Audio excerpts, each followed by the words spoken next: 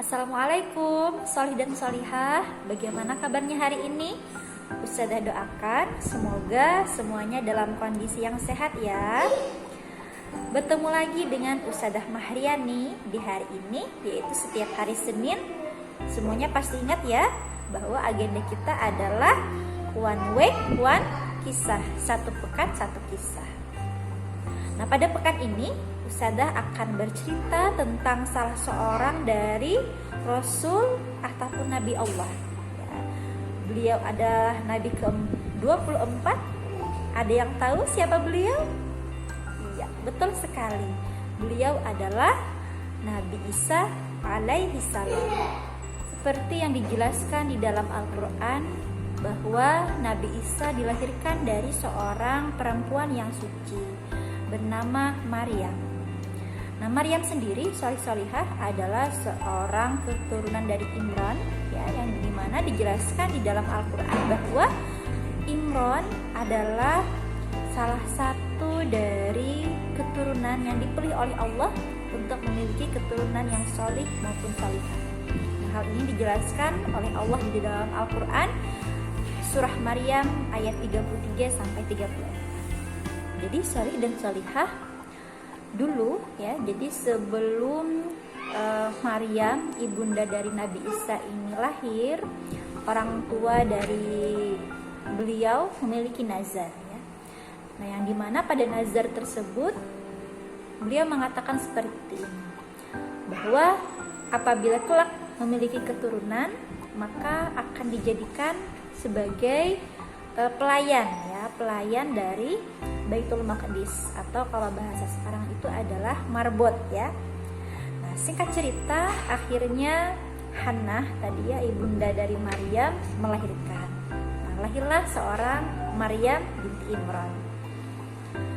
Nah, Maryam binti Imran yang kemudian mengabdikan dirinya sepenuhnya kepada Baitul Maqdis ya. Beliau tumbuh menjadi seorang gadis yang sangat solihah di bawah bimbingan dari Nabi Zakaria. Nah, insya Allah semuanya kita tahu ya, solih dan solihah ya, bahwa Nabi Zakaria pun merupakan salah seorang dari utusan Allah yang sangat terkenal solih. Oleh karena itulah Maryam pun tumbuh menjadi wanita yang sangat luar biasa akhlaknya, kesolihahannya, dan juga dari segi menjaga perilaku terhadap lawan jenisnya. Tapi kemudian hal yang luar biasa terjadi. Maryam kemudian dipilih oleh Allah melalui malaikat Jibril ya. Disampaikan kepada beliau bahwa kelak Maryam akan memiliki seorang anak. Ya, seorang anak laki-laki yang mana akan membawa risalah Allah Subhanahu wa taala. Kaget Maryam ini salihah. Ya, kaget beliau. Bagaimana aku bisa melahirkan seorang anak, kata Maryam, apabila aku tidak memiliki seorang suami.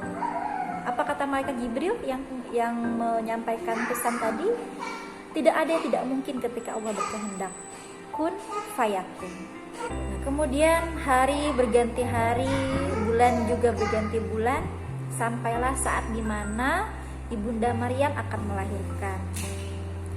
Nah, beliau pergi ke satu tempat ya, satu tempat yang tidak banyak orang akan mengetahui, karena wajar ya, solih dan solihah ya, wajar sekali hal yang manusiawi kita merasa malu ya dengan kondisi. Tapi beliau tetap berusaha tegar dengan hal itu ya, karena itu adalah salah satu kebesaran dari Allah Subhanahu wa taala. Nah, disinilah letak salah satu mukjizat dari Nabi Isa. Ya, jadi pada saat beliau melahirkan ya, ibunda Maryam melahirkan. Nah, pada saat itu Nabi Isa yang masih baru saja dilahirkan, ternyata beliau bisa berbicara.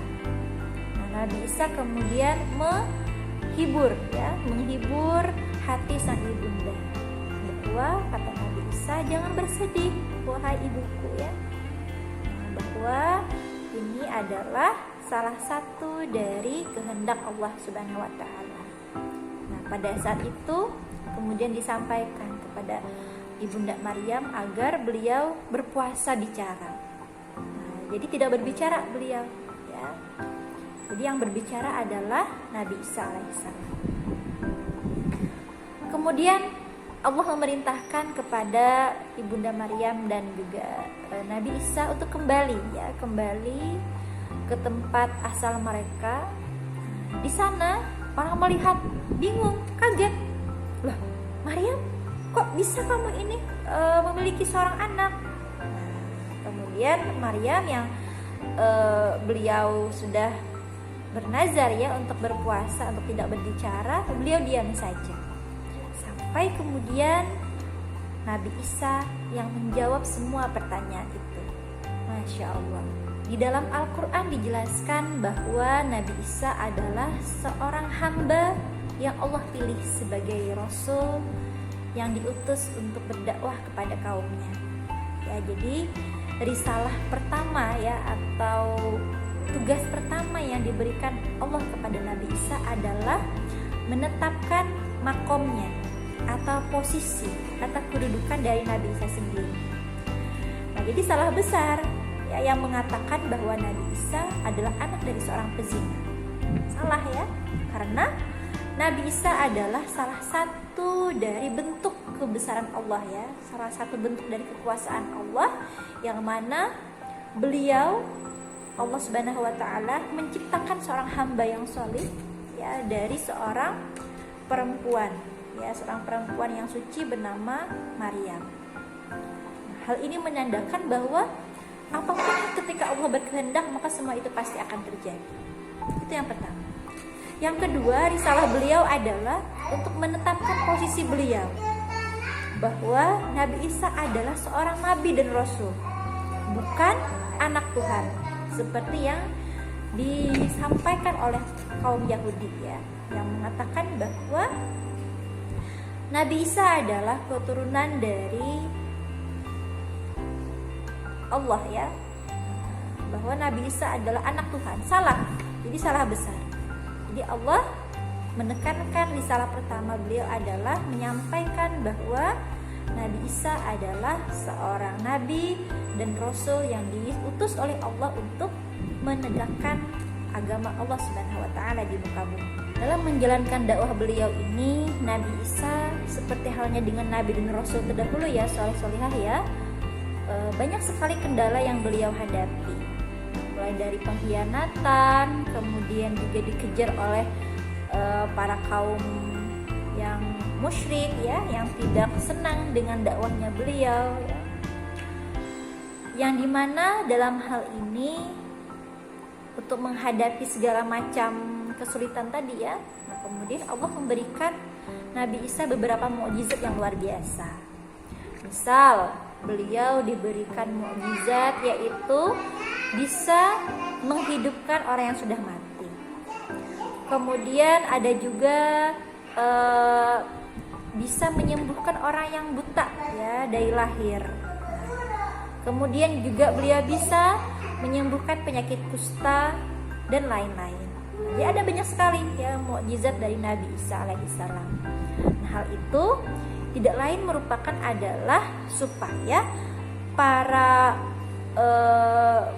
mereka yang jahat tadi ya, yang para kaum musyrikin tadi itu bisa beriman kepada Allah ya melalui perantara dakwahnya Nabi Isa alaihissalam. Nah, melihat hal tersebut kemudian ada banyak sekali mereka yang tidak suka dengan dakwahnya Nabi Isa. Sampai kemudian dilakukanlah sayembara untuk menangkap Nabi Isa alaihissalam. Nah, singkat ceritanya, ada salah seorang pengikut beliau ya, yang bernama Yudas Iskariot atau Yahuda Iskariot ya. Jadi di beberapa riwayat ada yang mengatakan Yahuda, di beberapa riwayat yang lain mengatakan Yudas ya. Jadi Yudas Iskariot tadi itu merupakan salah seorang dari muridnya Nabi Isa ya, merupakan salah satu dari golongan Hawariyun. Nah, jadi Hawariyun itu adalah nama lain dari atau gelar bagi para pengikut Nabi Isa. Nah, kemudian Yudas Iskariot tadi dengan iming-imingan dari para pejabat musyrik ya, yang dimana mengatakan akan memberikan hadiah yang besar ketika ada yang mampu menangkap Nabi Isa alaihissalam. Nah, merasa tertarik dengan iming-imingan tadi, kemudian Yudas membocorkan tempat persembunyian Nabi Isa. Singkat cerita, kemudian datanglah para prajurit-prajurit ya, menuju atau menyerbu ke tempat persembunyian Nabi Isa.